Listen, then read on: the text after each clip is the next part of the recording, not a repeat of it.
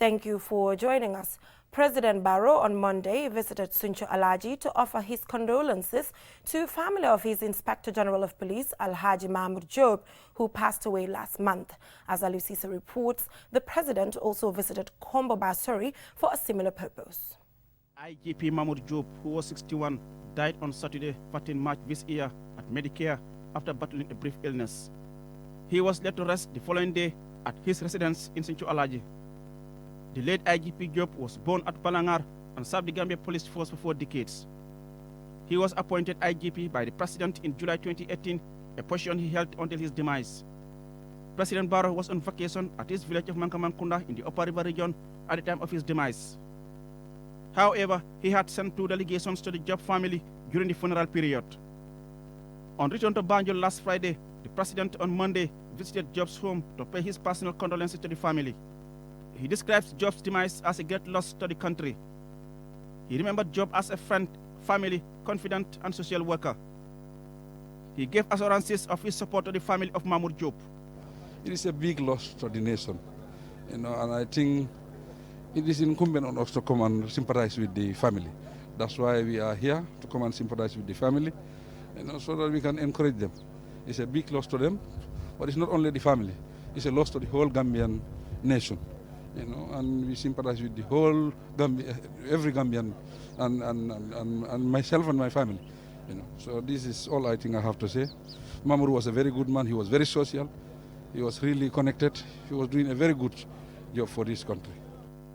Described as a devout Muslim by his neighbors, the late IGP Mahmoud Job is credited for his hard work to reorient the police towards standard operating procedures in policing, encourage community policing, and embarked on many initiatives, including building police stations. People took turns to express appreciation for the president's visit and appeal to him to remember the Job family. From Sinchu, the president proceeded to Kombo Basori to pay similar condolences on the demise of the Basori Caliph, Alhaji Yusuf Dabo. Dabo also died last month and was said to be aged 106. Reporting for Qtv News, I am Alusise. May their souls continue to rest in peace. Now, over the weekend, the regional health team in the Upper River region began its COVID-19 vaccination campaign after receiving 6,000 doses. This follows the launching of the national coronavirus vaccination campaign by President Adama Barrow last month. Alaji A.F. Jallo has the rest of that.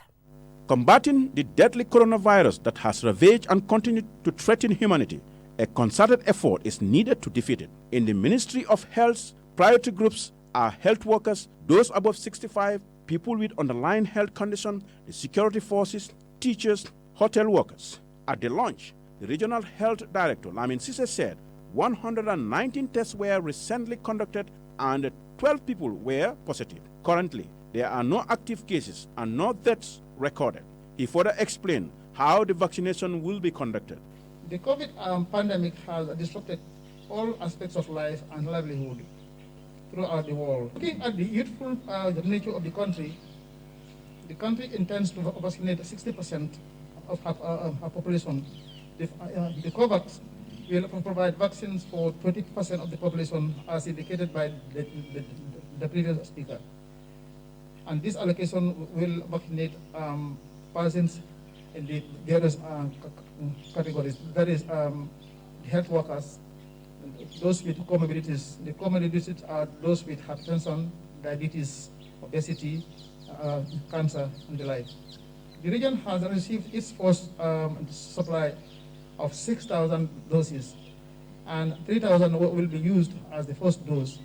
After 2 months, a second dose will also be given. This vaccine go along with timelines like the expiry dates. Sambaba, the governor of URR, said his office will continue to give its fullest support to ensure the vaccination process roll out smoothly. My office will continue to give its fullest support to ensure the vaccination process rolled out smoothly as we continue to battle with the COVID-19 pandemic. The launch of a start of a vaccination against coronavirus is a historic event that signals the beginning of the end of a disease that had brought sickness and suffering to the whole world. The expanded program on immunization EPI's representative, Malik Sogo, said at least 60% of the population should be vaccinated for the country to be on the safe side. The COVAX facility will be able to provide vaccination for 400 something thousand Gambians, and that will be 20% of the population. And then we also have the other part of the population which we do not, which they are not covering. Because for the vaccines, or for the vaccine to work effectively, for that the country can have what we call herd immunity, at least we need 60% of the population being vaccinated. So we are not sitting down, we are still now working with our partners to see to it that we have more vaccines from other sources. The Gambia registered its first COVID-19 case in March last year. As of 31st March 2021, 5,447 cases were confirmed, with 168 deaths, 5,060 recoveries, and 222 active cases.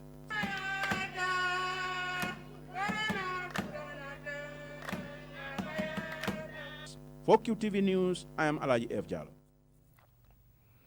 The mayor of KMC, Talib Ahmed Bensouda, began a 4-day walking visit to Sierra Leone to establish a partnership with the Freetown City Council for mutual benefits to the two municipalities. Our reporter Mamadou Gajaga, who traveled with the mayor's delegation, reports. A red carpet rolled out for Mayor Bensouda as his team arrives at the Freetown City Council premises. After all the pleasantries exchanging gifts with his counterpart and host, Freetown Mayor, Her Worship Ivoni Aki Sawyer, and the KMC Mayor share areas of cooperation in which he wants both municipalities to learn from. Some of the areas include waste collection and management, digital revenue collection, and urban development. I think it's a good visit, and choosing Freetown as a potential sister city, or should I say a sister city, is a smart choice for Kanifing, because we share a lot in common, as the mayor said, in terms of our socioeconomics, our demographics, in terms of the culture. We're similar people, Freetonians, might I say, or people from Sierra Leone have been coming to Gambia for a very long time. They live, they work. I think one of Yvonne's nephews is one of my best friends from Gambia. We actually went to college together. So there's a lot we have in common as a people. And we're also sharing a lot of similar problems as far as waste management is concerned, youth unemployment, problems in education. So I think Freetown is doing a good job in tackling a lot of these problems. And why go elsewhere where there's a solution right next door? Freetown is a big city with more than 1 million people. Although it has challenges in urbanization, land management, waste collection, amongst others, transforming the city is a priority area they are working on. I think we're being deliberate about how we interact as two cities. I already mentioned the learning. So already in this conversation we've talked about plastic, and that's brought it to the fore. And this is the sort of thing that will happen. But going beyond that, we have the opportunity in Transform Freetown, in our second cluster, human development, we have as our third sector, job creation with a tourism focus. The Gambia is very, very famous for its tourism industry. So again, these are opportunities for learning, but also opportunities for collaboration. From the perspective of sanitation, we've done a lot in developing the value chain.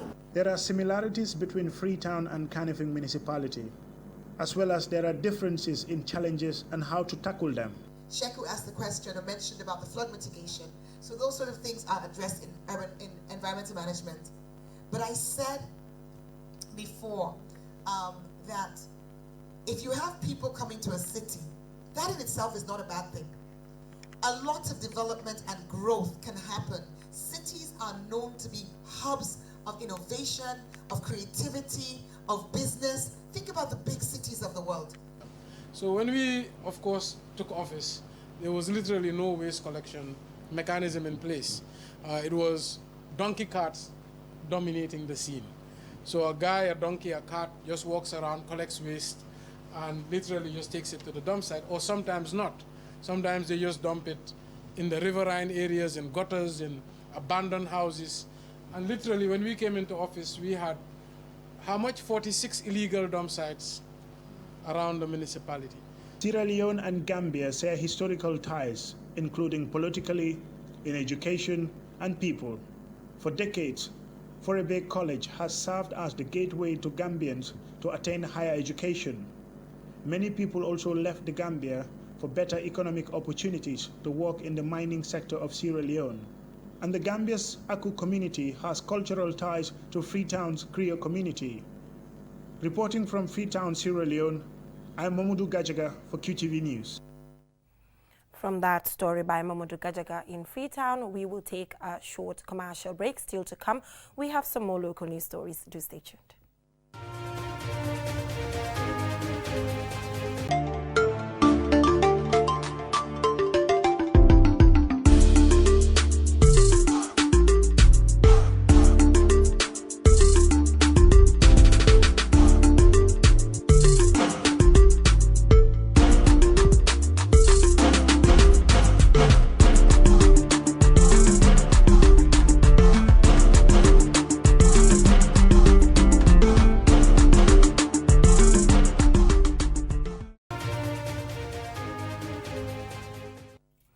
Welcome back from that short commercial break. If you're just tuning in, this is QTV News and I am Jenna Basonko. Now, evidence of illegal cutting of the banned and endangered species of rosewood has been uncovered in Sumakunda Forest in the Kombo East District of the West Coast region. The village elders have told QTV that a nearby village is responsible for cutting down the highly valued trees. Babu Karsi visited Sumakunda Forest and he files in this report. Our journey took us more than an hour's drive into the deep forest of Sumakunda and Tumanitenda, where village elders showed us dozens of rosewood trees that had been illegally cut. Some have already been smuggled away, while the bigger ones are left awaiting collection. The residents of Sumakunda showed us pictures and maps of what they say is the demarcation done in 2013 by the chief of the area, showing where their forest begins and ends, and clearly states where their neighbor's forest begins. The villagers have accused people from nearby villages of cutting down 32 rosewood trees. According to Musa Kujabi, the demarcation of these forests has caused a big rift between bordering villages for the past 6 years. Nata jankilea sanji woro kono. Kabringa jankilea mbedo kola jam. Ikanantol ataki jam. Inila murubalu, inila kidolo. Nga kumodi mansala ama aksontaji. Andu nga jibe ko nyinko bela banna fitinola. We cleared this place 6 years ago and have been working here, but they come and attack us with hunting guns or cutlasses. We reported the matter to the authorities, but they did not take any action. If the authorities did not take action, it will result in a big war because our neighbors have been attacking us, our children and our women. We are quiet because we are following the right protocols. We have contacted the Forestry Ministry personnel. Unfortunately, the matter is not resolved. Sadibu Kujabi is calling on the government to take action. Nko mansay ko ha ntol defana mbe pata la nyin ko tole de anda binaka la fitinole kada fele ntol kasara nyan cheno mum boyta ja wosi atale yo mansa ase kulonje ando mansa asa alonko fitinole bina la bandaja. This is getting too much and we can't stand it anymore. We are calling on the government to do something about this because if not, we may take action which may result in a bigger problem between the villages. Look at what they did to our forest. The number of rosewood trees cut down, leaving their territory and coming to ours, clearly tells you that they are looking for trouble. We are not scared of them, but we just want to be professional and follow the right protocols. But it seems things are getting out of hand now. We were unable to independently verify some of the allegations about other villages being responsible for this and other illegal activities. However, to get more information about the issue raised by the villagers regarding the illegal rosewood logging, we contacted a forestry officer attached to the area. He confirmed to QTV that he has visited the forest to see the damage done to rosewood trees and has contacted forestry authorities who have met over the issue and that the matter will be forwarded to the Brikama Magistrate Court. Babu Karsi, QTV News. The Mami Water Yacht Club at Bereto Tenda in Lamin Saturday inaugurated several projects and held the first ever pirogue race in Lamin. The event was attended by community leaders and representatives of youth groups in West Coast region. More in this report. Bereto Tenda, popularly known as Lamin Lodge, is one of the oldest leisure sites in Kombo North. Men and women from diverse backgrounds engage in various activities such as oyster farming, entertainment and wood crafting amongst others throng this popular site daily to make a living. However, there is a particular group of young men, many in dreadlocks, whose work here has earned the respect of the entire community. This is not just a collection of young people enjoying leisure time together, but an ambitious group of young men and women who have set their sights on turning this popular site that was neglected for decades into one of the most attractive holiday and leisure sites in the country. And thanks to the support of the Mami Water Yacht Club, led by Peter, a sailor from Germany, the dream is likely to become a reality. Taking our crew on a short boat trip, Lamin Tambedu, our tour guide, explains how working with Peter and the Yacht Club has reinforced their ambitions, leading to this massive transformation, and went on to give an overview of some of the activities taking place here. The importance of the mangrove is because it is hosting some life like the monkeys. We have some beautiful, colorful birds which attract most of the tourists to come around. We have some boat trip to show them the type of birds we have. They can take pictures also and sell the country, in the tourism industry. Also for like the ladies, like I told you, they are the body who are engaged on the oysters. Men, some are coming for fishing. Peter's remarkable story with these young men began 8 months ago when he stopped at Bereto Tenda to have lunch. Since then, he has helped them construct the first ever solar-powered borehole, which now supplies fresh, clean drinking water throughout the site. The Yacht Club also spearheaded the construction of a community center where young people from Lamin and neighboring villages will receive swimming lessons. This, they say, is to help lessen drowning incidents which have become a regular occurrence in our beaches. Standard toilets and incinerator for waste collected from within the lodge, where plastic is separated from the sand before being burnt, have all been constructed, and sandbanks at either sides of the harbor to allow for proper viewing of the beach and to protect the bars and other buildings here have also been constructed. Peter and Famra Trawale say all this is being done to help preserve the ecosystem, adding that the commissioning of these projects is a culmination of several months' work.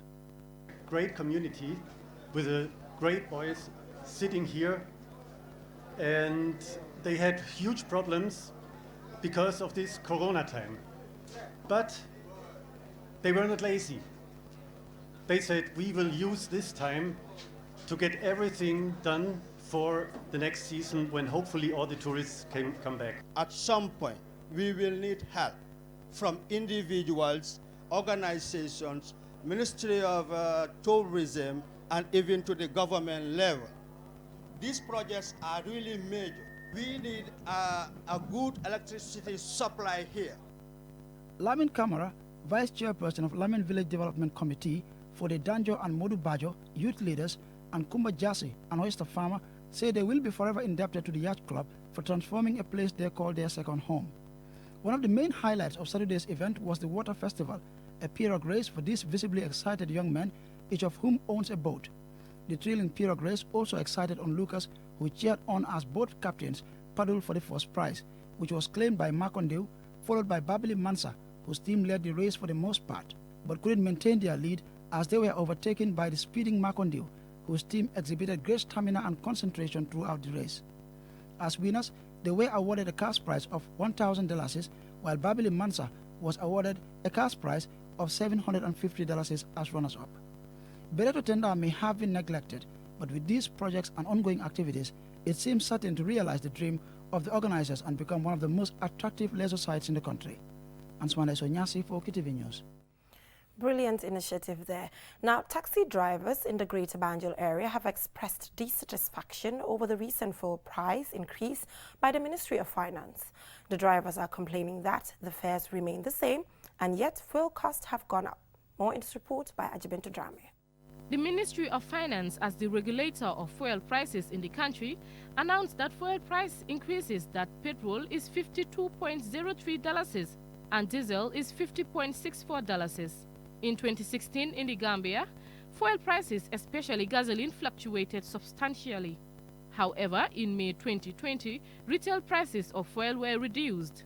The price of petrol was reduced from $43.36 per litre to $40 per litre. And diesel was reduced from $50.04 per litre to $43. This was due to the impact of the coronavirus pandemic on global markets. Drivers expressing dissatisfaction over yet another price hike.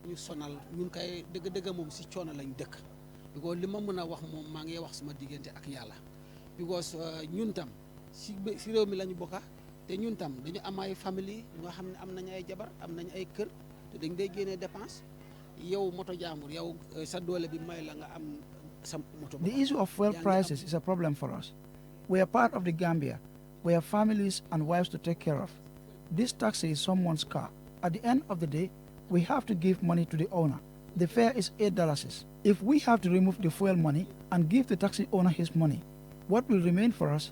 Sometimes we work overtime just to meet the vehicle owner's demands.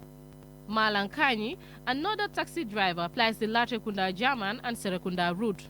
He says the price increment is unfavorable because the fare remains the same. Because so the price increment is not good for us. There is no profit. We are still maintaining the $8. Some passengers pay $10 while some request their $2 change. Bakari Kamara, also a driver, had this to say.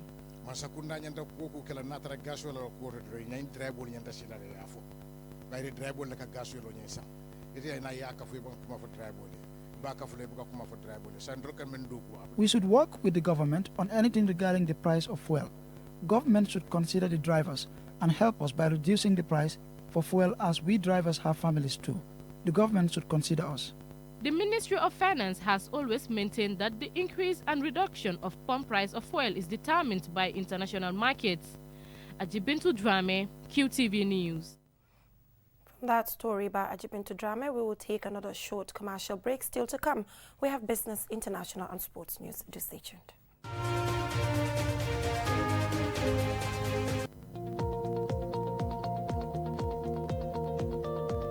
To make sure your company's products and services reach your potential customers, it is essential that you choose the right channel for your marketing purposes. QTV has the widest reach locally and beyond, and we can give your business the visibility it needs. Call QTV Marketing on +220 324 4444 or email us at marketing@qtv.gm and take your business to the world.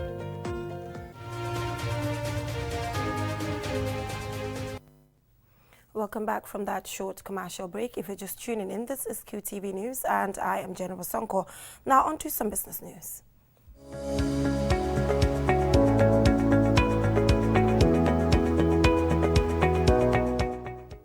Every year as Ramadan approaches, commodity prices seem to skyrocket.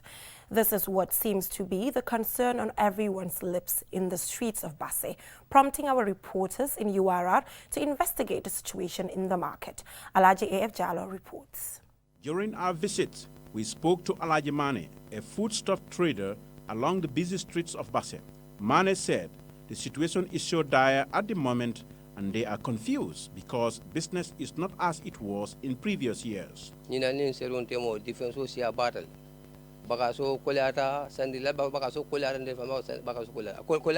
At this moment, business in Basse is so worrying, we are even confused, and the price of commodities are increasing daily. And you have to understand, we run business to make profit, not losses. The taxes levied on us are too high. Therefore, every expenditure made in the business will reflect on price. So it's the consumer that carries the greater burden. Government should control foreign exchange. This has direct bearing on prices. We are heading towards Ramadan. It's impossible for prices to come down. Imagine this 5 liters of oil last year cost $275. Our gain was $25, but this year it cost $400 with a gain of $15. I really don't understand where we are heading to. The country relies on international rice imports from the international market to cover as consumption needs, and foods prices are strongly affected by the exchange rate of the dollar. Ibrahima Portuguese Jallo, a palm oil seller, confirms that fact.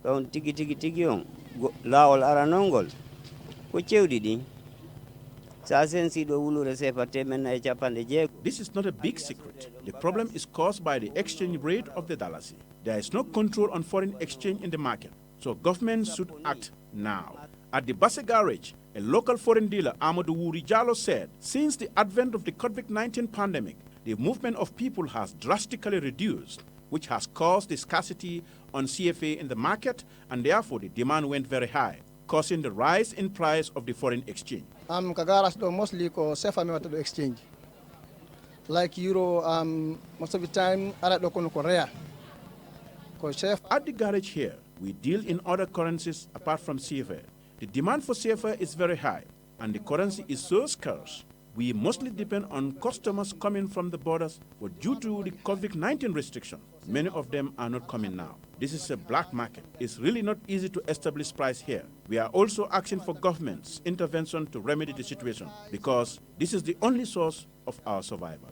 Mama Mane, a vegetable seller, has this to say.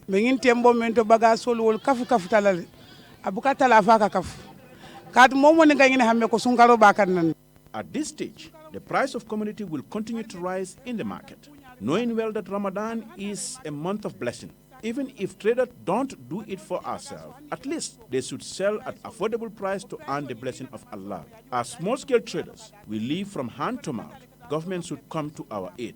A buyer we met during our visit, Simon Ajate Magbeti, said he doesn't have the means to buy what he would prefer to buy because of inflation. He called on those in the commercial sector to remedy the situation.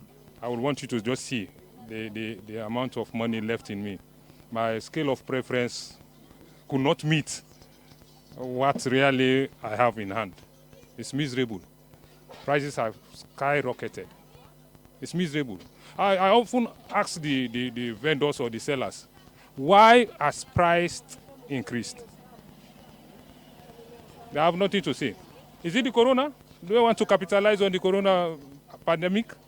It's really disheartening what we are seeing. I don't know in the few months how will we survive with our families.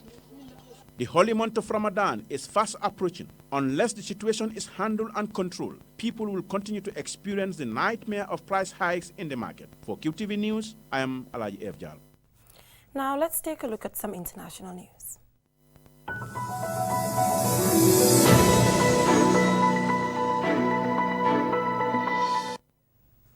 Cameroon's political scene is becoming tense as speculations rises that President Paul Biya's son is making a political name for himself.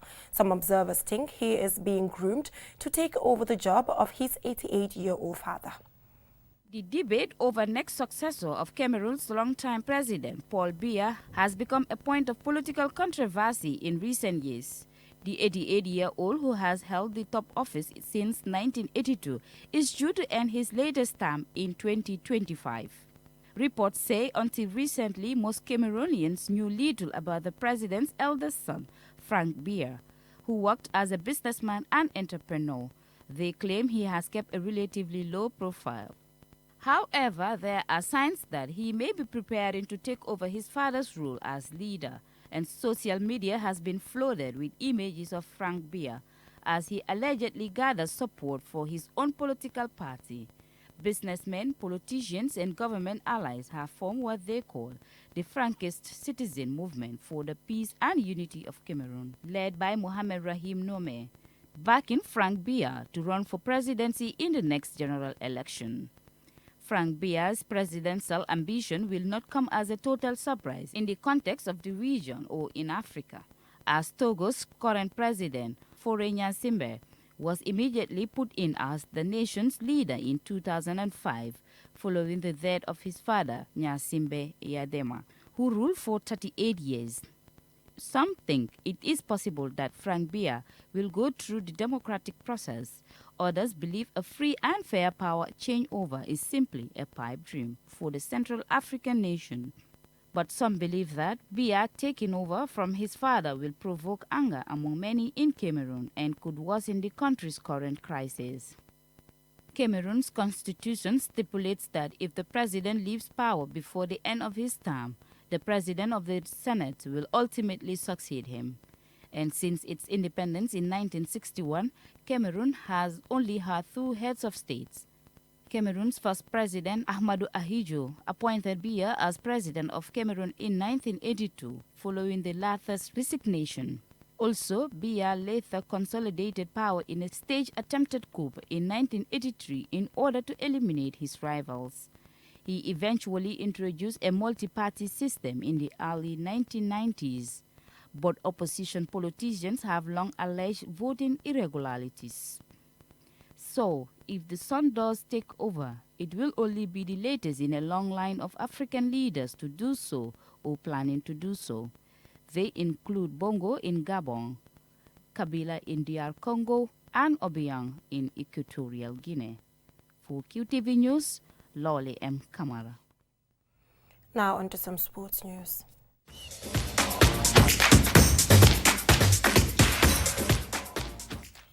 The National Center for Arts and Culture, Gambia Wrestling Association, and the Gambia Association for Local Governance Authority organized a training workshop to promote the role of traditional sports and cultural enterprises in the post-COVID-19 economic recovery of local communities. Alaji A.F. Jallo has the rest of that.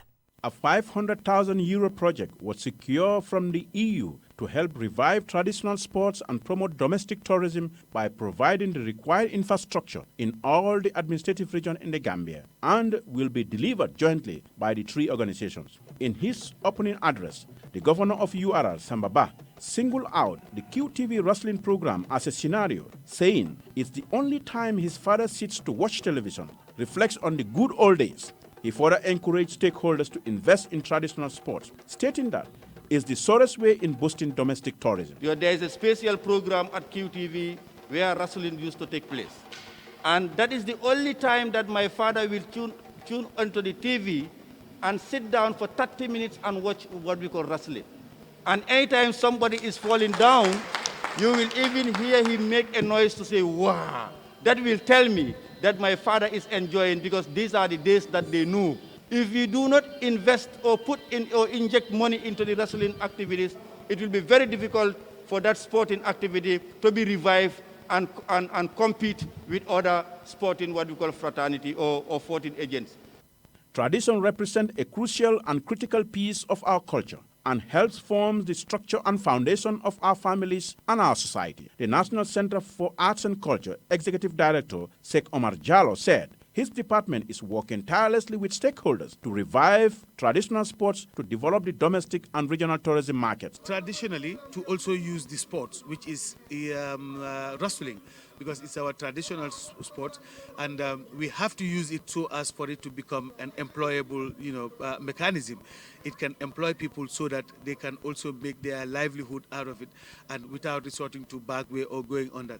And that cannot be done without the art space, because there is no cultural facility within the provinces, especially in Basehea, which will help to enhance the activities of these wrestlers. The strategy for the Ministry of Tourism and Culture is actually to promote what you call domestic tourism, that is community-based tourism. So in doing so, we have to see how to really move the benefits or the tourists inland. But what do they go and say inland? Why should you bring a tourist all the way up to Basija? For what? Serine Modufai, the president of the Gambia Wrestling Association, said wrestling is not given the due attention it deserves in the way football is, stating that presently wrestling is the highest paid sport in the Gambia. In terms of wrestling, it looks like wrestling is not part of sports, because the charges that they charge wrestling, it looks like it's an independent sport, being part of that group. By looking at it now, if you go to Serekunda, where Serekunda is, or any other park, wrestling is the most highest paid sport in that ground. They charge $20,000 for a sport for one day. You go to the Independence Stadium, the same thing.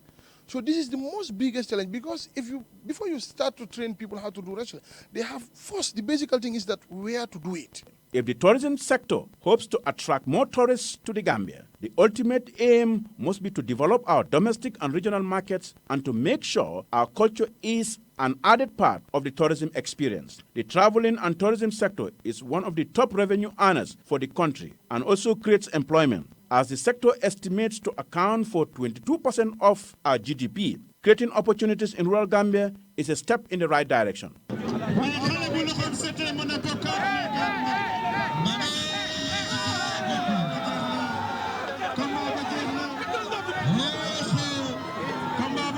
For QTV News, I am Alaji F. Jallo. Well, that is all we have for you in this edition of QTV News. But before we leave, let's take a look at our main stories. President Barrow has spent part of the day paying condolence visits to two families, namely the family of Inspector General of Police Alhaji Mahmoud Job and the family of Basori Khalif Alhaji Yusuf Dabo. Dabo died last month and was said to be aged 106. We visited the Upper River region as COVID-19 vaccinations get underway. The mayor of KMC, Talib Ahmed Bensouda, has begun a 4-day walking visit to meet his counterpart, the mayor of Freetown. The first ever pirogue race in Lamin happened over the weekend. We were there and also saw a community with ambitious plans for their area. We heard how the illegal logging of rosewood is causing disputes between communities. In business news, in Basse, we heard how prices seem to rise as Ramadan gets closer.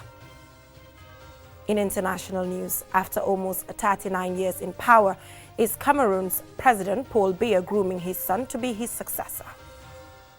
In sports news, we heard the role traditional sports can play as part of efforts to stimulate the post-COVID-19 tourism sector. Well, that is all we have for you in this edition of QTV News. Do join us tomorrow, same time for more news. Thanks for watching. Do take care of yourselves and have a great week ahead.